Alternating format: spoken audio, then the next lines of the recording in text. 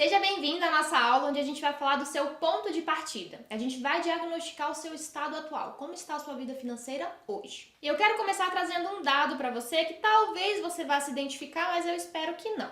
De acordo com a CNC, o número de famílias endividadas no Brasil é o maior em 11 anos. E é o que ele traz para a gente aqui.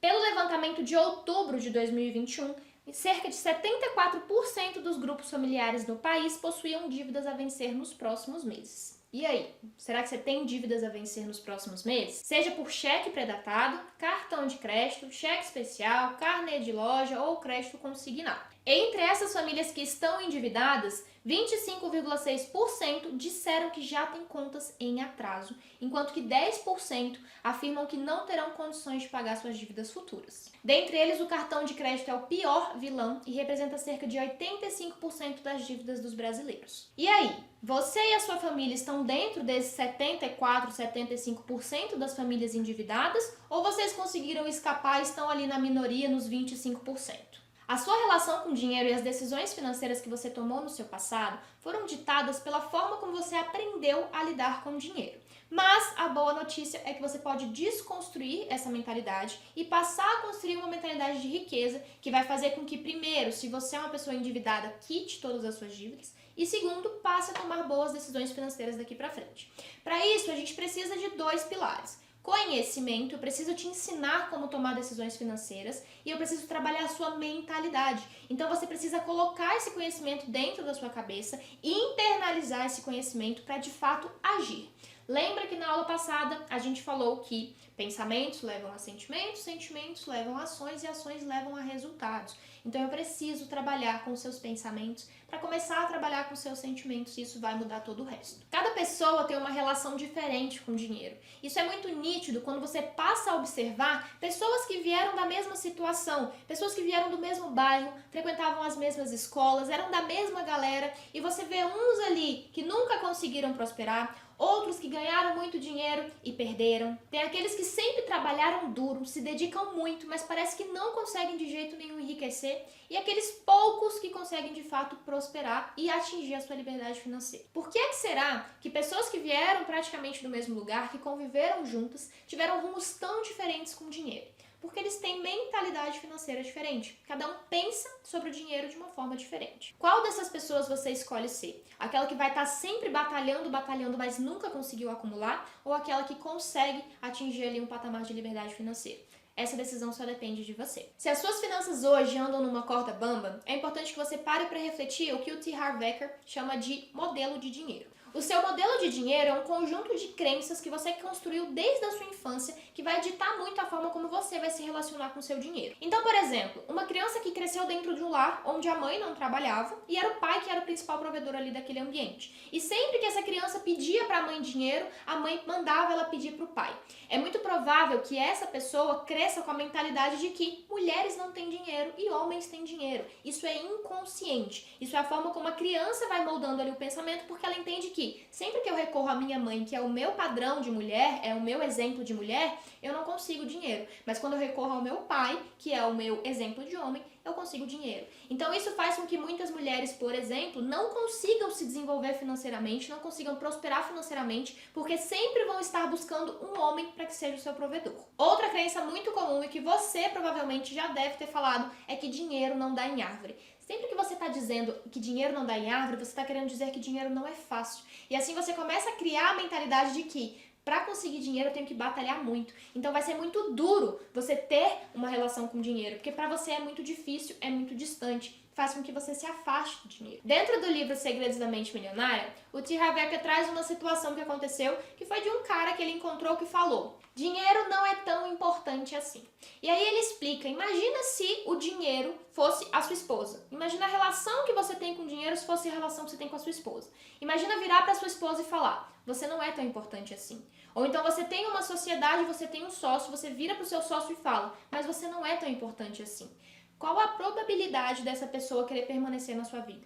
Se você está a todo momento falando que dinheiro não é tão importante, o dinheiro não vai permanecer na sua vida. Você inconscientemente vai agir de forma a gastar todo o dinheiro que você tem, porque pra você aquilo ali não faz parte, aquilo ali não pode ser importante. Então toda a quantia que eu tenho é suja, é errado, então eu preciso me livrar disso. Então muito cuidado com as crenças que você coloca na sua cabeça.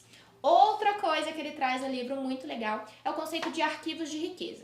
Então ele fala que dentro da nossa cabeça é como se fosse um armário onde a gente guarda alguns arquivos ali e sempre que eu preciso tomar uma decisão financeira eu vou recorrer a esses arquivos. E se esses arquivos são arquivos ruins, são arquivos de uma mentalidade de pobreza, eu vou agir de forma a tratar o dinheiro mal, a não fazer com que ele permaneça aqui comigo, não conseguir multiplicar ele. Mas, se eu tiver arquivos de riqueza, eu vou agir como os ricos agem e assim eu vou conseguir multiplicar o meu dinheiro, manter o dinheiro do meu lado. Bom, agora a gente já sabe que a mentalidade é muito importante e é importante que você coloque os arquivos certos na sua cabeça para você agir da melhor forma.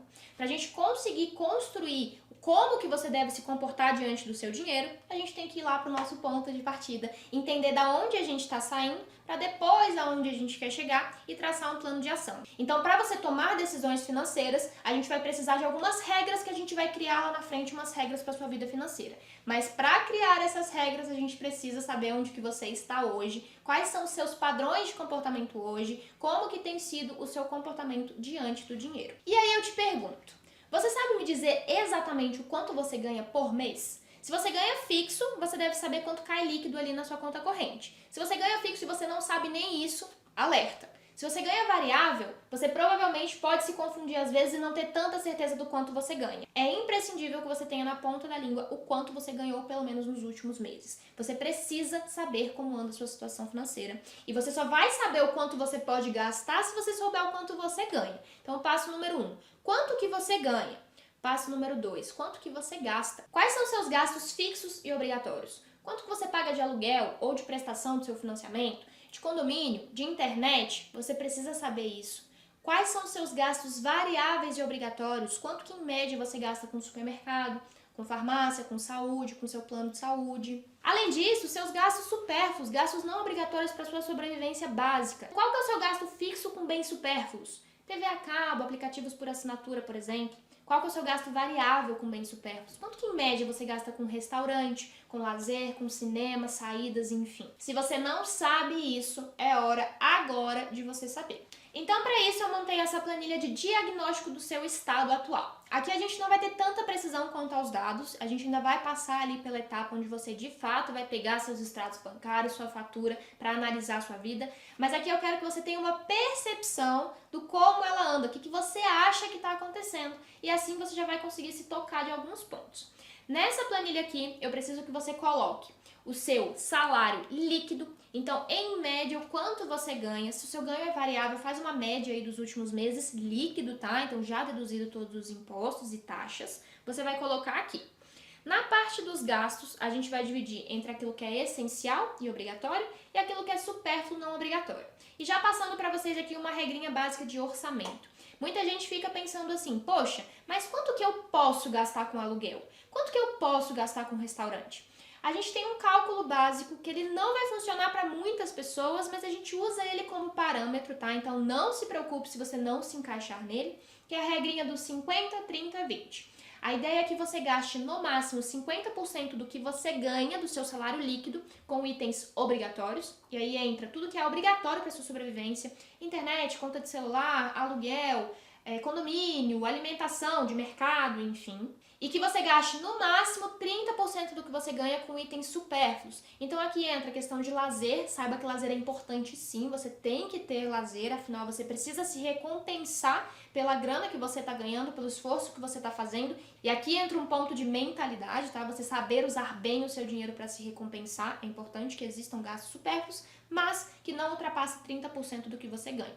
Então suas saídas no final de semana, com restaurante, com festas, enfim, tudo vai entrar aqui. Aqui tem alguns exemplos de itens que você pode considerar como obrigatório, mas não significa que todo mundo vai se encaixar com isso, tá? Então, aluguel, prestação, condomínio, mercado, saúde, empréstimos, etc., compras pessoais, jantares, enfim, você vai lançar aqui os valores.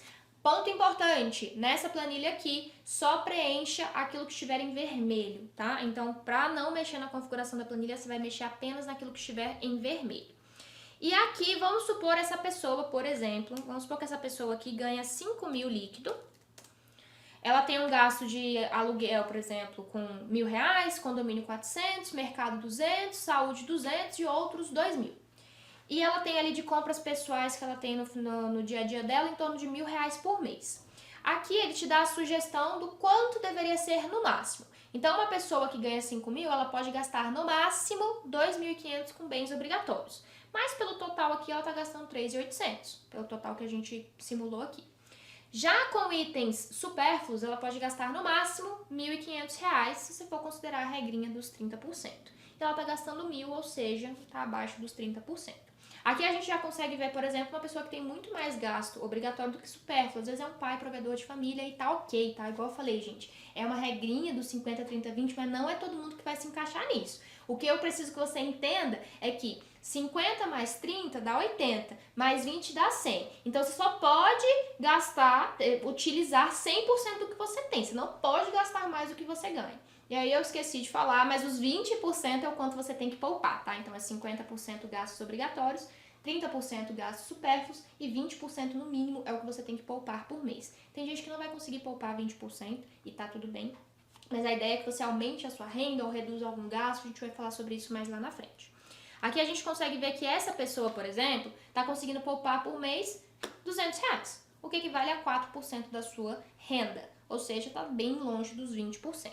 E aqui a gente tem uma análisezinha, né? Então, de acordo com o que você for lançando aqui, ele vai mudando na planilha. Então, ele traz aqui pra gente, dentro do seu diagnóstico financeiro, você pode estar em alguma dessas fases. Então, se o seu percentual de economia, o seu percentual de investimento mensal, quanto está te sobrando ali por mês, for menor do que 0%, ou seja, está gastando mais do que você ganha, você está na fase de endividado.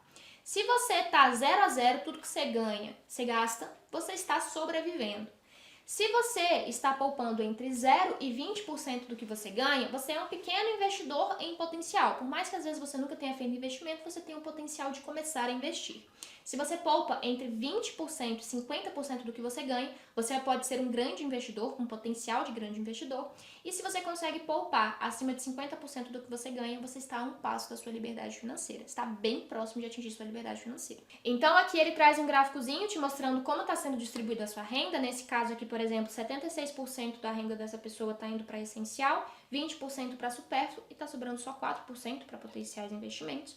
E aí ele dá o diagnóstico. Então, o estado atual dessa pessoa aqui, como está no 4%, que é entre 0 e 20, ele é um pequeno investidor em potencial. E aqui ele traz algumas dicas. Então, por exemplo, ele te questiona, você gasta mais do que você ganha? Essa pessoa aqui não. Então, ele fala, parabéns, você gasta menos do que ganha e esse é o primeiro passo para uma vida financeira saudável. Seu padrão de vida condiz com o seu salário?